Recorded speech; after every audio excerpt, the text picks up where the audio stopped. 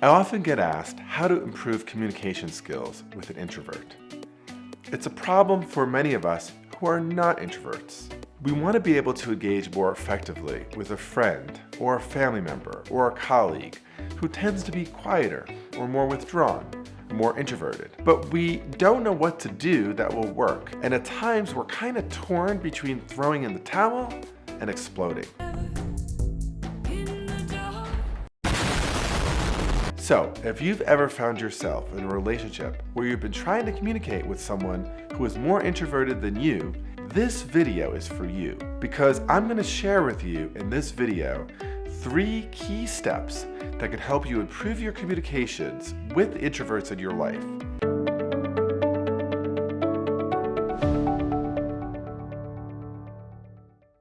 Think of this as the secret to introverts.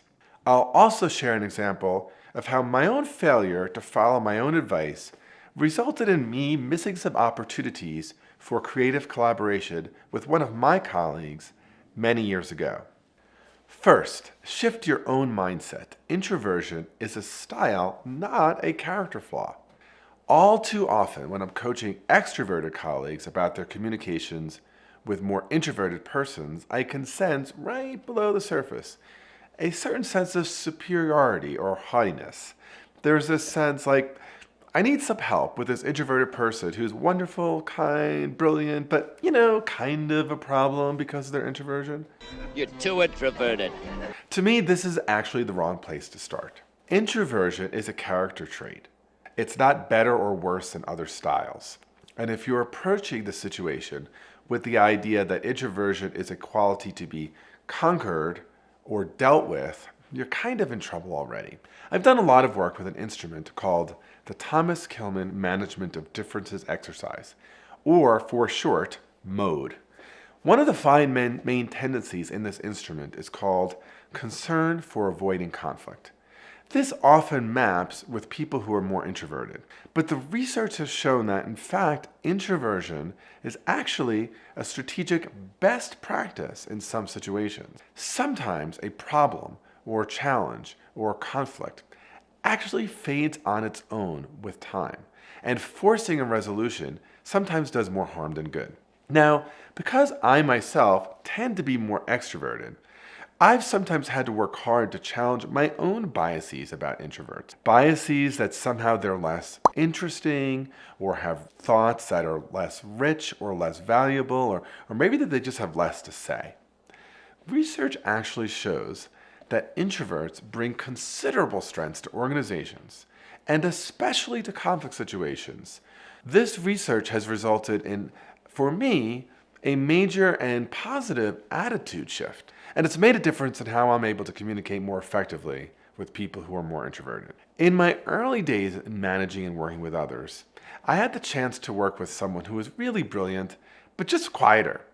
And his introversion sometimes drove me crazy. And you know what? I often made things worse. Well, I feel frustrated a lot. How?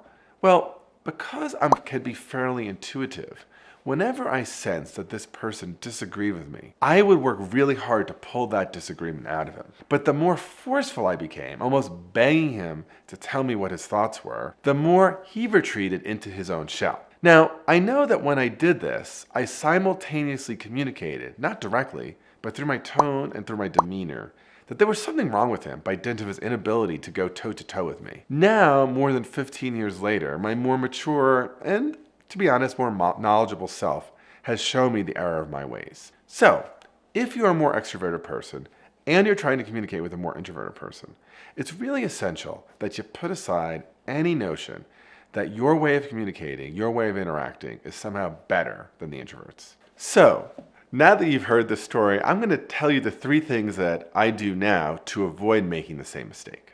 So, the first step is change your attitude. Don't look down on introverts, but just see their style as different from yours. Now, let's move on to step 2. Step 2 is really co-creating a culture of 2.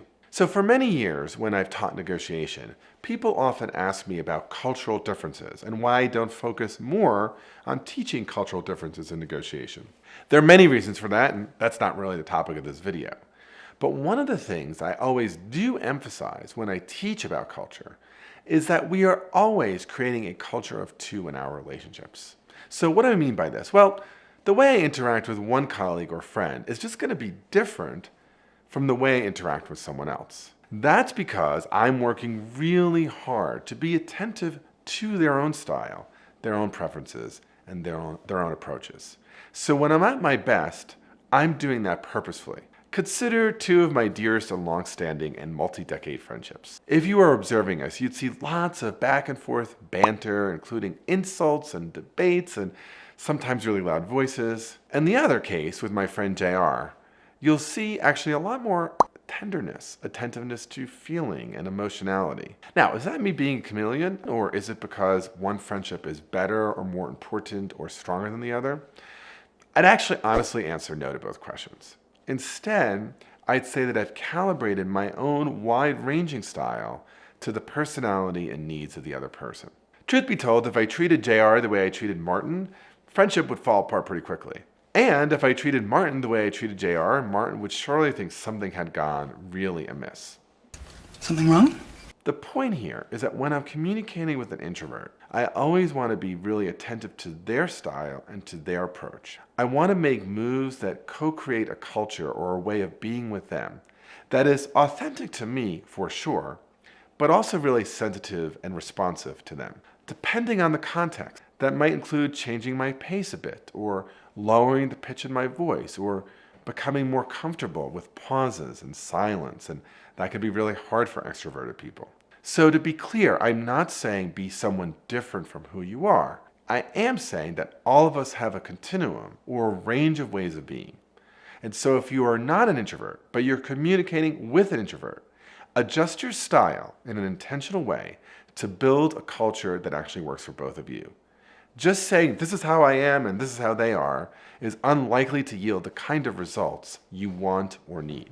Third, cultivate curiosity, listening, and patience. So, curiosity, listening, and patience. Obviously, these are good qualities to have all the time, but I think they're especially important when you're trying to improve your communication skills with an introvert. Whether I'm negotiating or just communicating with someone who is more quiet than I, thanks to the hard lessons that I've learned from my colleague many years ago, I now work super hard to put on my curious hat.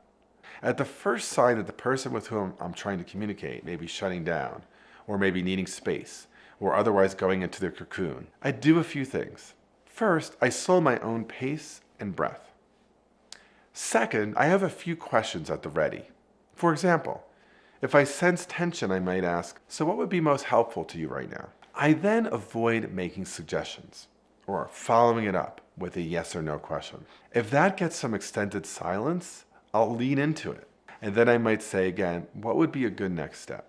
Often, just by creating that space and then allowing for the silence, I'll get a thoughtful and a useful and a helpful response. Sometimes the person might actually ask for more time. They'll say, can we talk about this later? That is just the kind of thing that might push your buttons.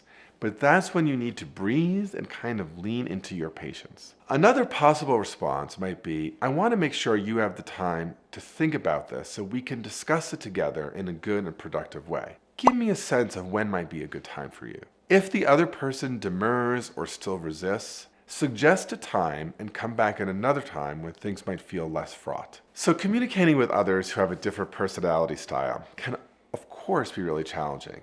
But if first, you work to normalize the styles that aren't your own, secondly, work really hard to create an intentional culture of two with the other person, and third, develop qualities of curiosity, listening, and patience, your success at communicating with introverts will improve enormously. If you want to learn more about how to improve your communication and influence skills, consider taking some of the courses I offer at the Cambridge Negotiation Institute. I also can offer a program in-house for your organization. Of course, don't forget to like, subscribe, and hit the button. Finally, if you're ready for that difficult conversation with an introvert, keep watching the next video on how to have difficult conversations.